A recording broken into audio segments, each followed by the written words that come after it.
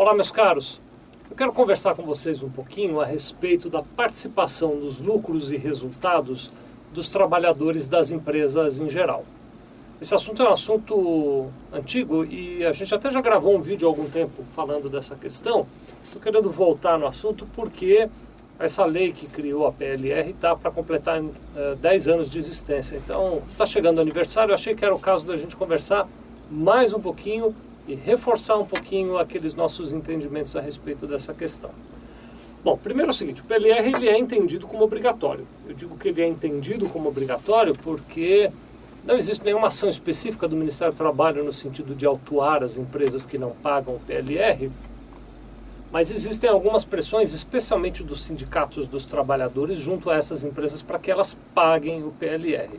Vocês sabem, não preciso dizer, em outras ocasiões eu já falei, as coisas aqui nem sempre são tão claras quanto deveriam ser, né? Então, embora exista a lei que exige o pagamento do PLR já há 10 anos, falta ainda algumas normatizações, é preciso alguns acordos, a gente vai falar um pouco mais, e aí essa área fica um pouco cinzenta, um pouco nebulosa, e eu quero falar contigo a respeito para você tomar cuidado nessa questão.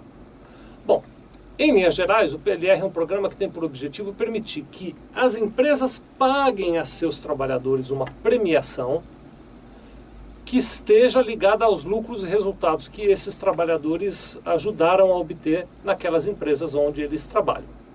Para essa coisa funcionar bem, para essa coisa dar certo, eu quero começar dizendo a vocês o seguinte, que o objetivo, então, do PLR é premiar os trabalhadores pela participação que eles tiveram no resultado da empresa. Se este é o objetivo, é importante que todo o programa de participação dos lucros e resultados deixe isso claro.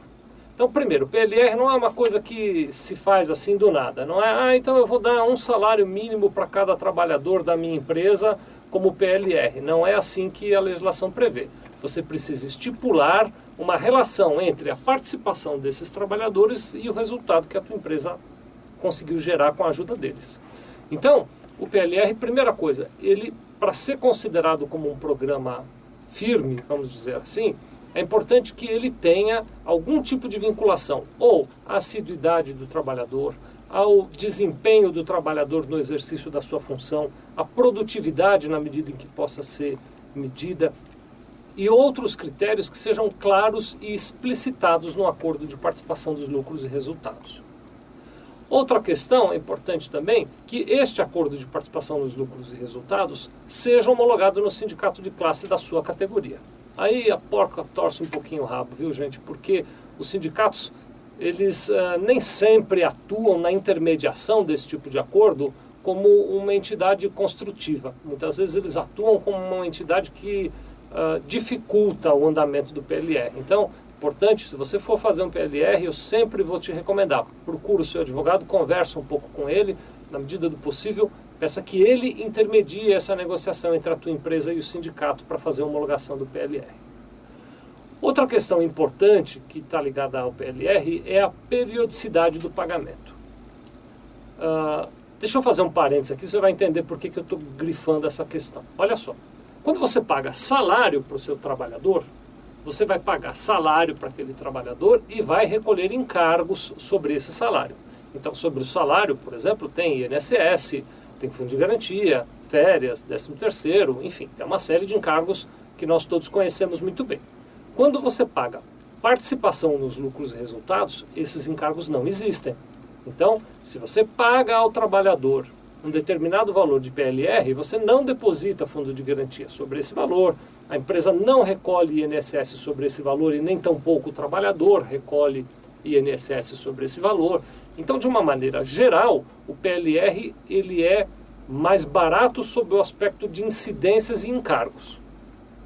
Considerando isso, muita gente se sente atraído a fazer uso do PLR de maneira inadequada e pagar ao trabalhador verbas que de fato são salários com o nome de PLR. Então eu tenho um trabalhador na minha empresa que ganha, por exemplo, R$1.000 por mês, eu quero que ele passe a ganhar R$1.300 por mês, eu ponho lá um PLR de R$300 e passo a pagar para ele todo mês R$300 de PLR. Isso está errado.